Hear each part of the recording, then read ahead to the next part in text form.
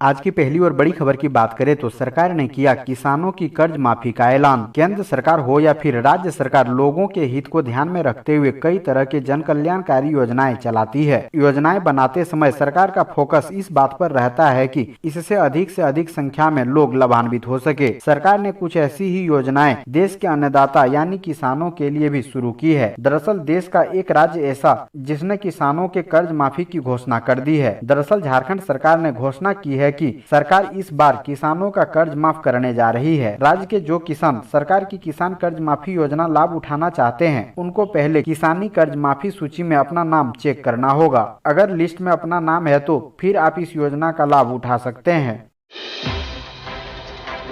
अगली बड़ी खबर की बात करें तो मुख्यालय ने जारी किया अलर्ट। चीन के बढ़ते मामलों को देखकर धनबाद में फिर सताने लगा लॉकडाउन का खतरा। कोरोना का संक्रमण एक बार फिर पांव फैला रहा है। 2019 में चीन से निकले इस वायरस ने एक बार फिर चीन में तबाही मचाना शुरू कर दिया है। स्थिति यह है कि चीन में एक बार फिर लॉकडाउन लगा दिया गया है। अब इसे लेकर धनबाद समेत पूरे राज्य में लोग आशंकित है कि कहीं मामले बढ़ने पर अपने यहाँ भी दोबारा लॉकडाउन न झेलना पड़े। हालांकि झारखंड में अभी कोरोना के नए वेरिएंट XI का एक भी मामला सामने नहीं आया है, लेकिन एहतियातन मुख्यालय ने धनबाद समेत सभी जिलों को कोरोना के संभावित खतरे से निपटने के लिए अलर्ट रहने को कहा है।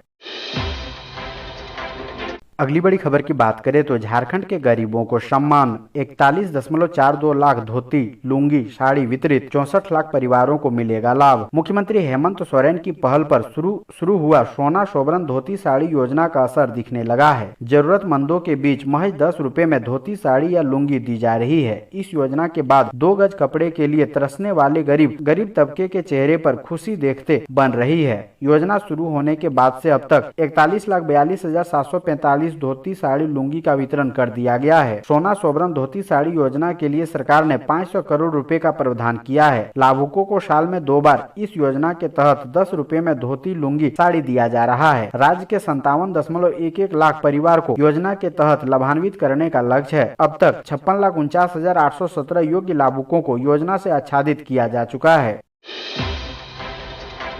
अगली बड़ी खबर की बात करें तो पलामू में पंचायत चुनाव को लेकर हाई अलर्ट पर प्रशासन। छत्तीसगढ़ और बिहार सीमा पर बढ़ाई गई चौकसी। पंचायत चुनाव को लेकर पलामू जिला प्रशासन हाई अलर्ट पर है। इसके साथ ही छत्तीसगढ़ और बिहार की सीमा पर चौकसी बढ़ा दी गई है ताकि चुनाव के दौरान कोई गड़बड़ी नहीं हो सके। सुरक्षा एजेंसियों के अनुसार पंचायत चुनाव में नक्सली और असामाजिक तत्वों की ओर से गड़बड़ी फैलाने की आशंका है। इसे देखते हुए सीमाई इलाकों में चौकसी बढ़ा दी गई है। गढ़वा और लातेहार जिला छत्तीसगढ़ की सीमा से सटा हुआ है और पलामू से बिहार की सीमा सटा है। सुरक्षा एजेंसियों के अधिकारी सूत्रों ने बताया कि पंचायत चुनाव में नक्सली संगठन के सक्रिय सदस्य अपने रिश्तेदार और करीबियों को चुनाव मैदान में उतारने में लगे हैं। नक्सली के रिश्तेदार और करीबियों को जिताने को लेकर गड़बड़ी फैलाई जा सकती है। इसको लेकर पहले से जिला प्रशासन और पुलिस अलर्ट है।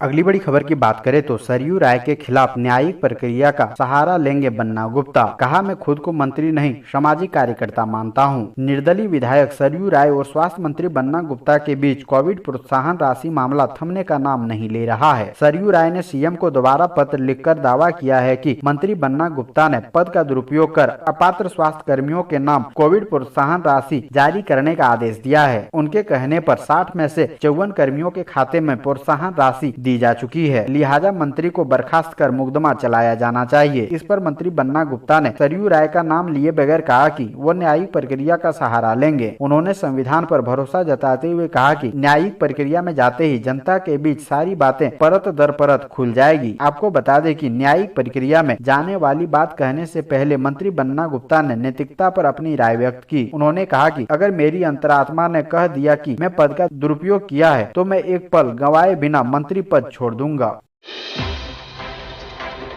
अगली बड़ी खबर की बात करें तो झारखंड में 1000 करोड़ का घोटाला, सीबीआई जांच क्यों नहीं, झारखंड हाईकोर्ट में सुनवाई। झारखंड हाईकोर्ट ने लैंप पैक्स में धान खरीदारी की राशि में हुए घोटाले के मामले में सुनवाई करते हुए मुख्य सचिव से जवाब मांगा है। अदालत ने मुख्य सचिव से कई सवाल पूछा है। अदालत ने पूछा है कि जब धान खरीदारी में वर्ष 2011-12-13 में घोटाला हुआ था तो 2 साल बाद 2015 में प्राथमिकी दर्ज करने का आदेश क्यों दिया गया? इसमें देरी क्यों हुई? मामले में किसकी संलिप्तता है? पूरे राज्य में जब 1000 करोड़ से ज्यादा का घोटाला हुआ है तो इसकी जांच सीबीआई को क्यों नहीं दी गई? अगली बड़ी खबर की बात करें तो अस्पतालों ने खड़े किए हाथ तो सिविल सर्जन ने चेताया, आयुष्मान लाभुकों का इलाज नहीं करने वालों पर होगी कार्रवाई। धनबाद में आयुष्मान भारत के तहत निजी अस्पताल और नर्सिंग होम बंद करने को लेकर स्वास्थ्य विभाग ने कड़ी आपत्ति जताई है। इस संबंध में civil surgeon doctor Shyam Kishore Kant ने कहा कि आयुष्मान भारत योजना गरीब मरीजों के इलाज के लिए है, लेकिन धनबाद के निजी अस्पताल और नर्सिंग होम बकाया भुगतान की मांग को लेकर गरीबों का इलाज नहीं कर रहे हैं। यह मानवीय तौर पर सरासर गलत हो रहा है। अपने कार्यालय में पत्रकारों को संबोधित करते हुए सिविल सर्जन ने कहा कि कुछ अस्पताल नियम कानून को दरकिनार करते हुए इलाज कर रहे हैं। ऐसे निजी अस्पताल और नर्सिंग होम मरीजों के इलाज के नाम पर लूट रहे हैं। स्वास्थ्य विभाग ऐसे अस्पतालों पर कार्रवाई करेगा। अगली बड़ी खबर की बात करें तो गुमला में अलग अलग पद के लिए कुल 30 प्रत्याशियों ने भरा नामांकन पत्र। गुमला में मंगलवार को वार्ड सदस्य पद के लिए कुल सिसई से 7 और भरनों से 4 प्रत्याशियों ने नामांकन पत्र दाखिल किया। वहीं मुखिया पद के लिए सिसई से 10 और भरनों में 2 प्रत्याशी, पंचायत समिति सदस्य के लिए सिसई में 6, जिला परिषद के लिए भरनों में 1 प्रत्याशी ने नामांकन पत्र दाखिल किया। प्रथम चरण में होने वाले पंचायत चुनाव के लिए मंगलवार को सिसई प्रखंड में 10 मुखिया प्रत्याशी ने अपना नामांकन पत्र दाखिल किया। नामांकन पत्र दाखिल करने वालों में 8 महिला एवं 2 पुरुष उम्मीदवार शामिल है। नामांकन पत्र भरने वाले प्रत्याशियों में भुरसो पंचायत से रेखा देवी, केलिया पंचायत से सुगिया देवी। अगली बड़ी खबर की बात करें तो ट्रांसजेंडर के पहचानकारी की समीक्षा। 19 ट्रांसजेंडर को मिला प्रमाण पत्र। ट्रांसजेंडर समुदाय के व्यक्तियों के लिए चलाई जा रही सरकारी योजनाओं की मंगलवार को समीक्षा की गई। भारत सरकार के सामाजिक न्याय एवं अधिकारिता मंत्रालय की ओर से आयोजित बैठक में रांची से उपायुक्त छवि रंजन और अन्य अधिकारियों ने भाग लिया। वीडियो कॉन्फ्रेंसिंग से हुई इस बैठक में भारत सरकार के अफसरों ने ट्रांसजेंडर को पहचान पत्र एवं प्रमाण पत्र निर्गत करने की समीक्षा की। बैठक में भारत सरकार के अफसरों की ओर से उपायुक्त छवि रंजन की ओर से किए गए काम की सराहना की गई और अन्य जिलों के अधिकारियों को भी इसी तरह काम करने की सलाह दी गई। अगली बड़ी खबर की बात करें तो पूर्व सीएम बाबूलाल मरांडी ने मृतक अर्जुन साव के परिजनों से की मुलाकात। बोले, राज्य में कानून व्यवस्था ध्वस्त। भाजपा विधायक दल के नेता सब पूर्व मुख्यमंत्री बाबूलाल मरांडी मंगलवार को कोडरमा पहुंचे। यहां से वे डोमचांच के सिपही स्थित ढिबरा व्यवसायी मृतक अर्जुन साव के घर पहुंचकर शोक संतप्त परिवारों से मुलाकात की और ढांढस बंधाया। इस दौरान श्री मरांडी ने कहा कि पुलिस पिटाई से मौत की यह घटना काफी दुर्भाग्यपूर्ण है। कायदे से अब तक आरोपी पुलिस वालों की गिरफ्तारी हो जानी चाहिए थी। साथ ही धारा 302 के तहत उन पर केस भी चलना चाहिए। पुलिस विभाग द्वारा आरोपी पुलिसकर्मियों को केवल सस्पेंड किया गया है। कहा कि राज्य में कानून व्यवस्था ध्वस्त हो गई है और विकास कार्य ठप पड़ गया है। अगली बड़ी खबर की बात करें तो त्रिकुट रोपवे हादसे में लोगों की मदद करने वाले ऑपरेटर सम्मानित। देवघर डीसी मंजूनाथ भजंत्री ने त्रिकुट पर्वत पर रोपवे हादसे के दौरान ड्रोन कैमरे की मदद से ट्रॉली में फंसे हुए लोगों को खाद्य सामग्री पहुंचाने वाले 8 ऑपरेटरों को सम्मानित किया। डीसी ने कहा कि वे सभी टेक्नोलॉजी के उपयोग को बढ़ावा देने के उद्देश्य से कार्य करें ताकि नए तकनीकों को अपनाते हुए इस दिशा में बेहतर कार्य किया जा सके और ज्यादा से ज्यादा तकनीकों का लाभ लोगों को मिलता रहे।